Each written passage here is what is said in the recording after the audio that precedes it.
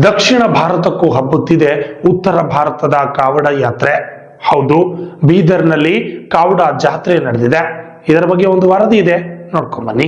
ಶ್ರಾವಣ ಮಾಸದ ಮೊದಲನೇ ಸೋಮವಾರದಿಂದ ಇಂದು ದಕ್ಷಿಣ ಕಾಶಿ ಎಂದು ಕರೆಯುವ ಬೀದರ್ ಜಿಲ್ಲೆಯ ಬಾಲ್ಕಿ ಕ್ಷೇತ್ರದಲ್ಲಿ ಬರುವ ಮೈಲಾರ ಮಲ್ಲಣ್ಣ ದೇವಸ್ಥಾನದ ಬಳಿಯಲ್ಲಿ ಬರುವ ಗಾಯಮುಖ ನಿಧರ ಕಾವಾಡ ಯಾತ್ರಿಗಳು ಜಲವನ್ನು ತೆಗೆದುಕೊಂಡು ನಗರದ ಪಾಪನಾಶ ಮಂದಿರವರೆಗೆ ಪಾದಯಾತ್ರೆ ಮಾಡಿದ ಕಾವಡ ಯಾತ್ರಿಗಳು ಪಾಪನಾಶ ಮಂದಿರದಲ್ಲಿನ ಶಿವಲಿಂಗಕ್ಕೆ ಜಲಾಭಿಷೇಕ ಮಾಡಿ ಶ್ರಾವಣ ಮಾಸದ ವಿಶೇಷ ಪೂಜೆಯನ್ನು ನೆರವೇರಿಸಿದರು. ಕಾವಡ ಯಾತ್ರಿಗಳು ಈ ಸಂದರ್ಭದಲ್ಲಿ ಮಾತನಾಡಿ, ಯಾತ್ರೆ ಕಳೆದ ವರ್ಷದಿಂದ ಪ್ರಾರಂಭಿಸಲಾಗಿದೆ.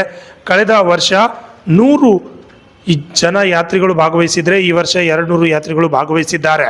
ಈ ಯಾತ್ರೆಯು ಶ್ರಾವಣ ಮಾಸದ ಪ್ರತಿ ಸೋಮವಾರದಂದು ನಡೆಯಲಿದೆ ಎಂದು ತಿಳಿಸಿದರು.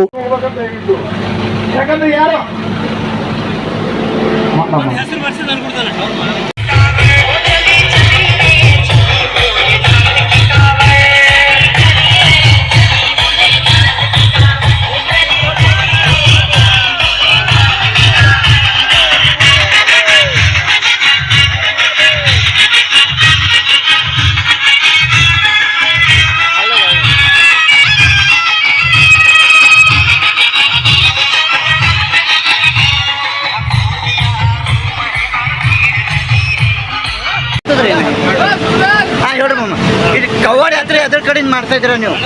ಕವಾಡ ಯಾತ್ರೆ ಹೋಗೋದ್ರಿಂದ ಸ್ಟಾರ್ಟ್ ಮಾಡಿದ್ದೇವೆ. ಭಜನ್ ಮಂಡಳಿಯಿಂದ ಭಜನ್ ಮಂಡಳಿಯಿಂದ ನೂರಾರು ಜನ ಇದ್ದಾರೆ.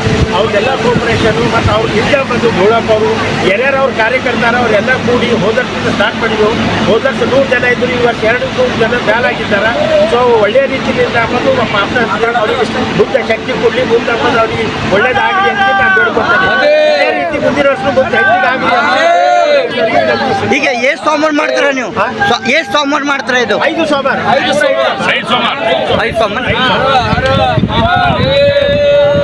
Basavaraj Poojari, RJ32 Kannada news, Bidar.